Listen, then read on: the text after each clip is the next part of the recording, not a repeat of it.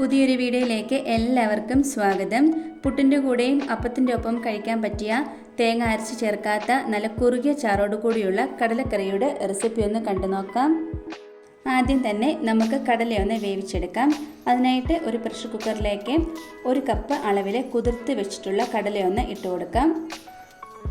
ഇതിലേക്ക് മുങ്ങിക്കിടക്കാൻ പാകത്തിനുള്ള വെള്ളം ഒഴിച്ചു കൊടുക്കാം. നമ്മൾ ഈ കടല വേവിക്കാൻ വെക്കുമ്പം അതിലേക്ക് ഒരുപാട് വെള്ളമൊന്നും ഒഴിച്ചു കൊടുക്കരുത്. അങ്ങനെ ചെയ്തിട്ടുണ്ടെങ്കിൽ കടല പെട്ടെന്ന് വെന്ത് കിട്ടത്തില്ല. ഇനി നമുക്കിതിലേക്ക് ആവശ്യത്തിന് ഉപ്പും കൂടെ ഒന്ന് ചേർത്ത് കൊടുക്കാം.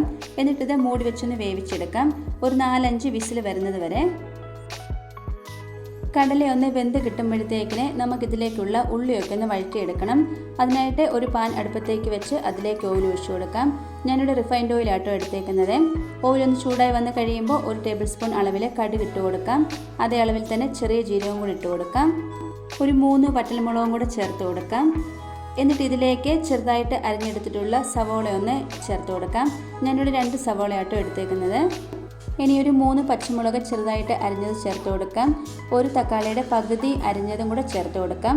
നല്ല പഴുത്ത തക്കാളി തന്നെ വേണം എടുക്കാനായിട്ട്, അധികം പുളിയില്ലാത്തത്. ആവശ്യത്തിന് ഉപ്പും കൂടെ ചേർത്ത് കൊടുക്കാം. ഇനി നമുക്കിതിലേക്ക് ജിഞ്ചർ ഗാർലിക് പേസ്റ്റും കൂടെ ചേർത്ത് കൊടുക്കുന്നുണ്ട്. 1 ടേബിൾ സ്പൂൺ അളവിലാട്ടോ ചേർത്ത് കൊടുക്കുന്നത്. ഇതിന് പകരം നിങ്ങൾക്ക് ഇഞ്ചി വെളുത്തുള്ളി ചതച്ചതാണെങ്കിലും ഇട്ട് കൊടുക്കാം. എന്നിട്ട് ഇത് നന്നായിട്ടൊന്ന് വഴറ്റിയെടുക്കാം. ഇതൊന്ന് മൂടി വെച്ച് കൊടുക്കുവാണെങ്കിൽ പെട്ടെന്ന് തന്നെ ഇത് വെന്ത് കിട്ടും. ഇത് കടല ഇപ്പം നന്നായിട്ട് വെന്ത് കിട്ടിയിട്ടുണ്ട്. ഇനി നമുക്കിതൊന്ന് തുറന്ന് നോക്കാം. ഇപ്പോൾ ഇത് നന്നായിട്ട് തന്നെ വഴന്ന് കിട്ടിയിട്ടുണ്ട്. നമ്മൾ ഒഴിച്ചു കൊടുത്ത എണ്ണയൊക്കെ നന്നായിട്ട് തെളിഞ്ഞു തന്നെ കിട്ടിയിട്ടുണ്ട്. ഇനി നമുക്കിതിലേക്ക് പൊടികളൊക്കെ ഒന്ന് ചേർത്ത് കൊടുക്കാം. 1 ടേബിൾ സ്പൂൺ അളവിൽ കാശ്മീരി മുളക് പൊടി ചേർത്ത് കൊടുക്കാം. അതേ അളവിൽ തന്നെ മല്ലിപ്പൊടിയും കൂടെ ചേർത്ത് കൊടുക്കാം. ഇനി ഒരു 1/2 ടേബിൾ സ്പൂൺ അളവിൽ മഞ്ഞൾപ്പൊടിയും കൂടെ ചേർത്ത് കൊടുക്കാം. എന്നിട്ട് ഇതിൻ്റെയൊക്കെ പച്ചമണം മാറുന്നത് വരെ നന്നായിട്ട് ഇതൊന്ന് വഴറ്റിയെടുക്കണം.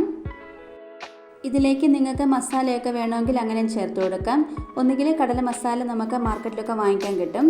പക്ഷേ ഞാൻ അതൊന്നും ചേർത്ത് കൊടുക്കുന്നില്ല. ലാസ്റ്റിൽ മാത്രം കുറച്ച് ഗരം മസാല മാത്രമായിട്ടോ ചേർത്ത് കൊടുക്കുന്നത്.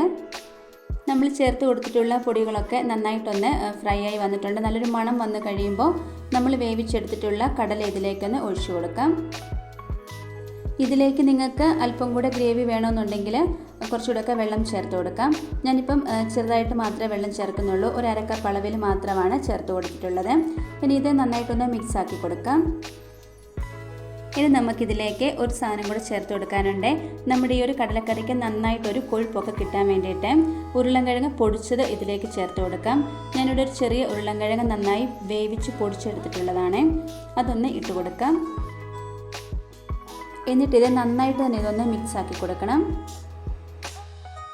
ഈ ഒരു ഉരുളക്കിഴങ്ങ് പൊടിച്ചത് ചേർത്ത് കൊടുക്കുന്നില്ല എങ്കിൽ ഇതിൽ നിന്നും കുറച്ച് കടല എടുത്ത് പേസ്റ്റാക്കി ചേർത്ത് കൊടുക്കാവുന്നതാണ്.